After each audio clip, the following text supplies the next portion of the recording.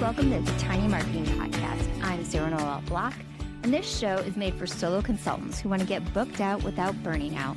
If you've ever thought, I just want this to feel easier, you're not alone.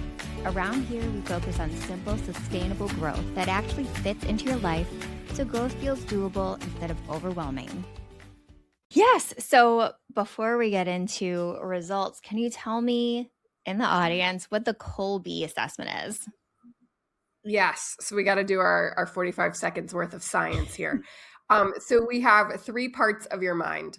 The first part is cognitive, and this is your skills or what you can do. So when you're growing up and you take tests like, what should I be when I grow up, right? This is very much cognitive assessment.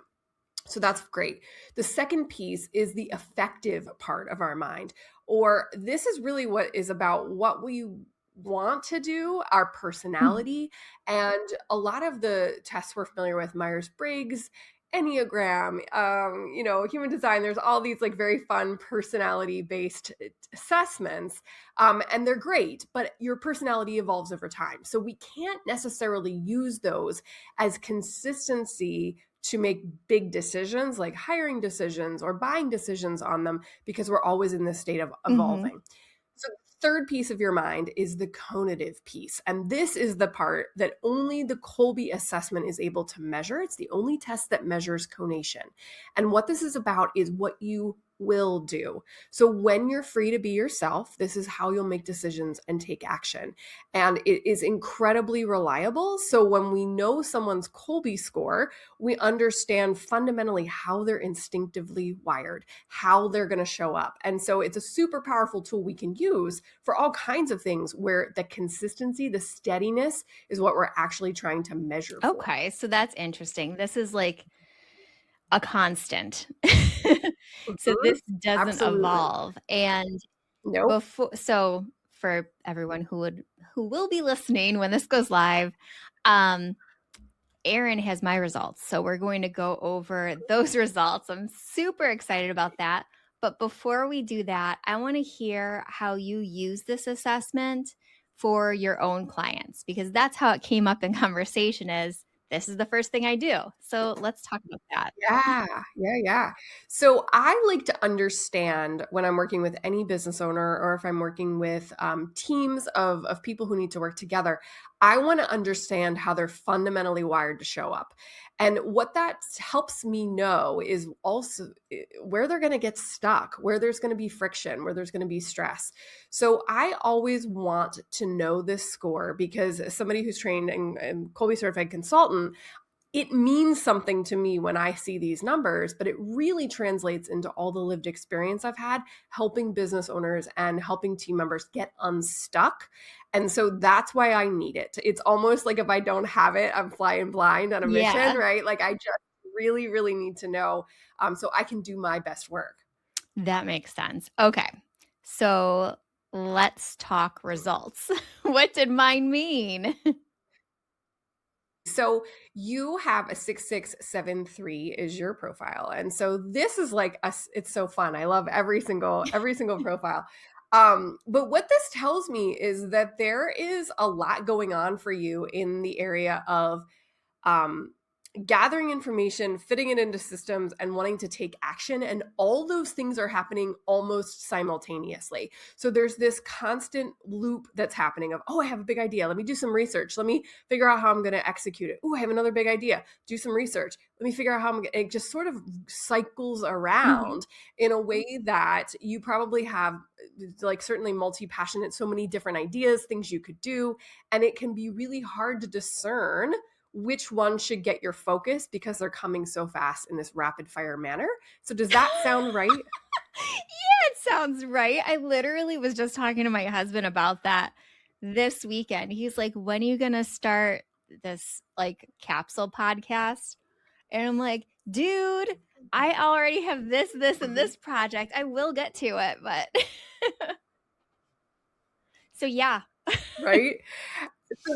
So when you know this about yourself, what I would be doing as your coach is I would be helping you to discern, okay, of all the great ideas you have, which ones do we really want to dig into and focus in on in terms of priority, or which one's going to bring the most revenue, or which one lights you up the most? We can use a bunch of different questions to do that, but to know that your impulses, your instincts are going to say to start many new things, we can start to figure out how can we best discern where you should go with your business or what choices you should make in your business because of that. Yeah, Yeah. that is very accurate. Yeah. The first coach I Yeah. ever had, she did human design, and mine was Mhm. manifesting generator, which is Yep.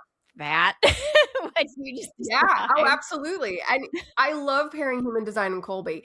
When somebody knows their human design, it's really fun because your subtype is actually, and people, this is like Colby like 201, right? People don't know about subtypes, but I teach them because they're so informative. Your subtype is actually entrepreneur.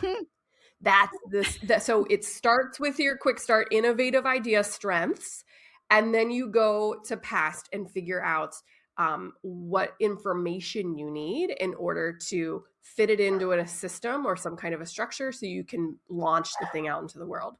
And that entrepreneur plus manifesting generator, quick start manifestors are, I have this big idea, I'm going to speak it into the world. And then as a generator, you actually have the ability to go out and do the doing to make it real, make it happen. So it's a total alignment of those two things. I love That's that. so interesting. So before Mhm. we talked, what, a week ago, I think it was, I Yeah, yeah. I hadn't heard of this Kolbe assessment before, and then the day after I did it, because you sent me the link, one of my clients had said she just, like, started looking into her old Kolbe assessment scores. It's like, "What?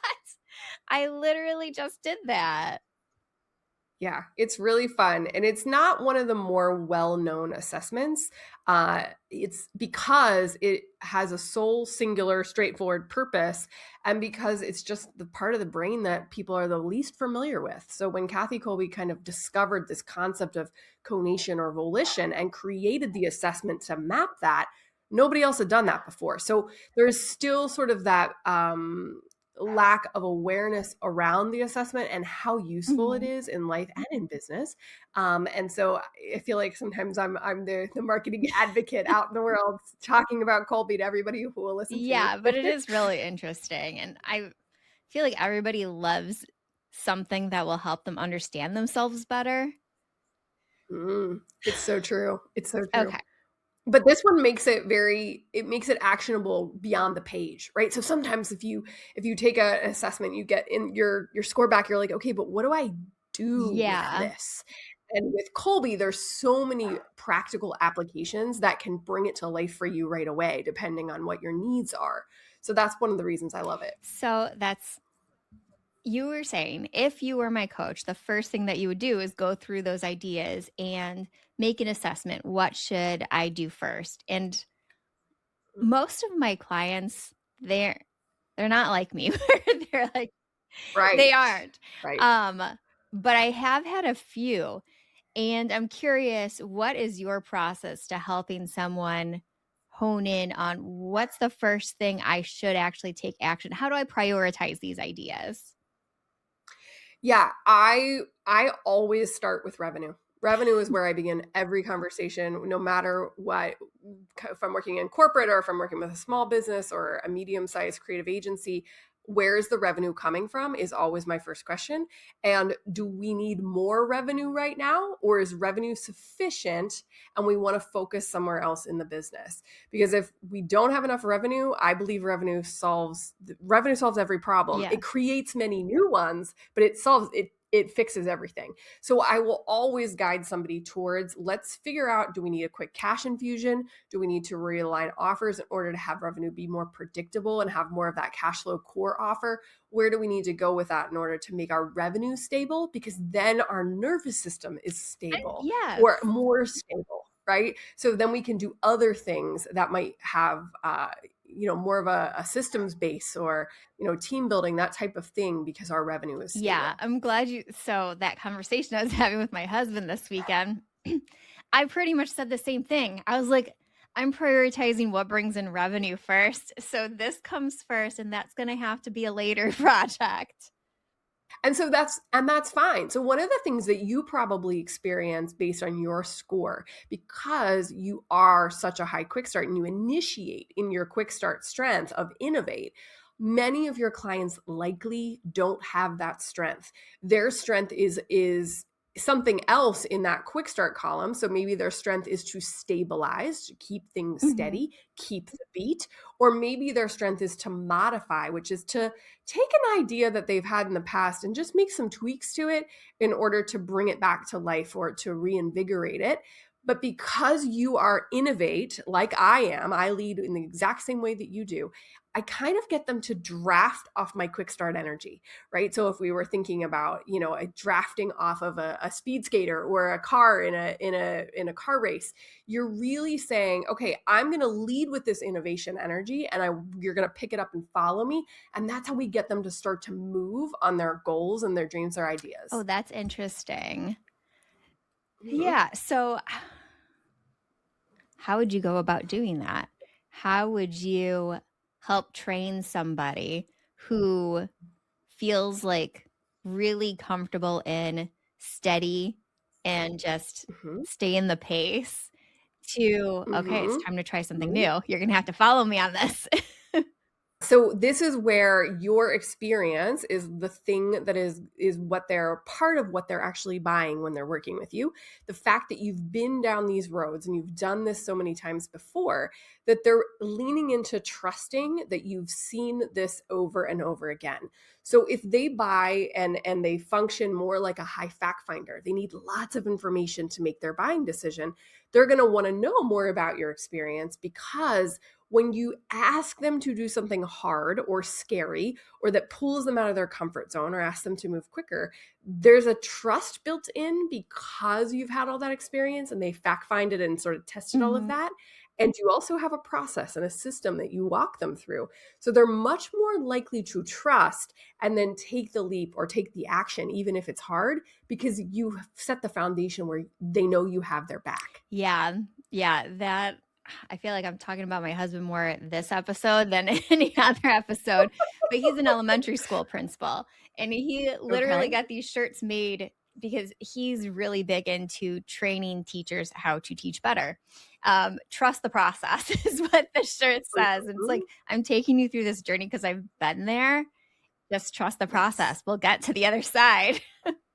And what I like to always frame up is this concept of experiential learning, right? So we're going to go and we're going to learn new skills and new, develop these new strengths, and you're going to make money while you do it, right? So it's we're going out, we're getting uncomfortable, we're trying things, but then they're bringing me back data that I'm then able to say, okay, well, based on what I'm hearing, let's tweak this one thing and then try it again. And so in that experiential learning process, not only are you building the muscle of, in this case, sales, if I'm helping them with their sales process, but they're also having the opportunity to make money while they're learning. And I love There's that. nothing better. There is nothing that excites me more than when someone sends me a DM about a closed sale. Like, yes, sister. Yeah.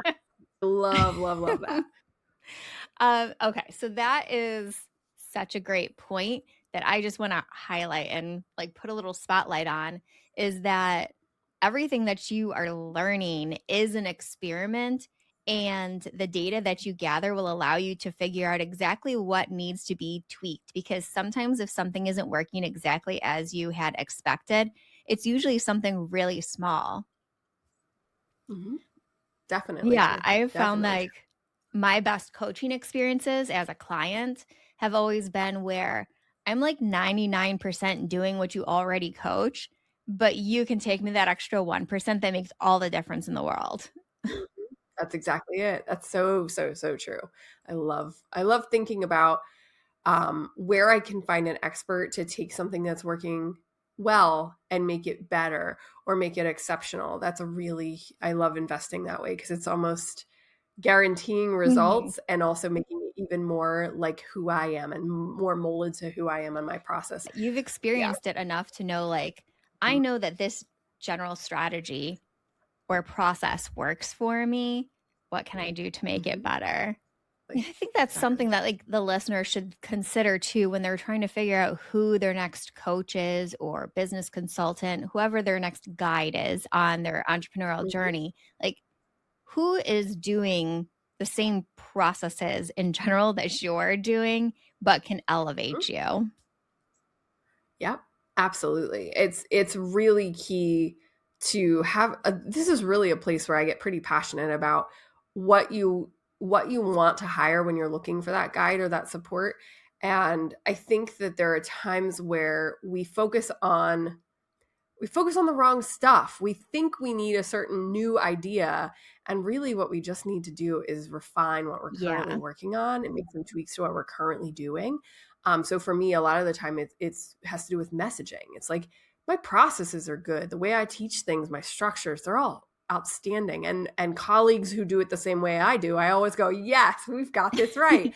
But where I get stuck is, am I messaging that clearly enough to the person who's likely to buy from me so that they really understand and can see that I can help them. And so that's a place where I continue to make investments in messaging, even though my processes pretty much stay the same and have for 10 years. Yeah, that's a really good point. The last coach I had, it was two people. One of them was a messaging and copywriting expert. And even though like a large portion of my own career was messaging and copywriting, having someone else's strategic brain looking at it made so Yes. much difference. Like it's a game changer having just another brain to be able to rely on. Yes. Yes. It's the best kind of coaching relationships, I think. Yeah. I was sad because she made so much money. Now she's not going to coach anymore. She's like, I can retire early. She's younger than me. Love. Uh, Yes. I'm like, good for you. I'm sad though. I get it. I get it. So, is there anything else that Amazing. we should know about the Kolbe assessment or how people can work with you if they want to go through this Sure. process? Yeah. Yeah, absolutely. So really the things that I use the most for are communication styles. So I see this a lot in teams or even in partnerships and marriages and like I've had a number of couples come to me and be like, "We want to do the Colby because we're not communicating well." Oh, It's like, that's "Okay, interesting. it's really interesting." So what we really get to start to see when we see those instinctive ways that somebody behaves, we also understand their sort of the communication style that goes along with their strengths. And then we see where when we take let's say we took your score and we matched it against my score, it's called an A to A comparison. And when we do that, we can start to see where you and I will either work well together or we might have friction or stress in the way that we communicate and work together. And so I do a lot of especially with like business partnerships and with like leadership teams, the getting everybody on the same page in terms of how they communicate, that's a really, really good strength around Colby. Another thing I do, and this is really for somebody who like wants to make their sales process easier, I teach Colby for sales. So I'll actually go through and explain based on your profile, here's how you like to buy, but then making the transition to help you understand how your consumer or how your the businesses you sell to like to buy and need to receive information and help you bridge that gap in your sales process so that you're able to close more and more sales more Hmm, easily. So those are just two different like hidden tools behind these a lot. that's Yeah. really cool because yes, it's it's hard to be able to like put yourself in someone else's shoes and understand how they like to be sold to. When you hear that, it Mhm. sounds weird, like nobody likes to be sold to, but you actually kind of do. Like I'm constantly Yeah, selling myself on somebody by consuming their content. So I love sure. it too. Sure. Yeah, we don't like to be sold to, but we do like to buy. Yeah. And so understanding, how do we best buy for and this is actually a great way for us just to have that discernment. So for you, your process of let me go out, I have this idea of this thing I need help with, let me go out and consume some of the person's content, see how they're showing up, look for their consistency, and then move towards whatever the next step might be. The way that you buy is different, even though we have the same initiation. We're both initiate as quick start innovators. I buy very future focused, and I do almost no research and no process. I just instinctively sort of know this person has solved my problem. They're the person I'm choosing, and I move forward into having a call or doing whatever the next step is. I don't get bogged down in the details. So if I get on a call and somebody's really telling me all the nuts and bolts and parts, pieces, I get bored and I want to move on. It's like, can you get me the end result or not? And so I buy that way, but you buy very differently than the way that I do. So really understanding a bit more about that for each person it's really powerful. So I was going to close up this conversation, but it just made me think of something. So Mariah Kaz always talks about the tortoise and the hare of the buyers.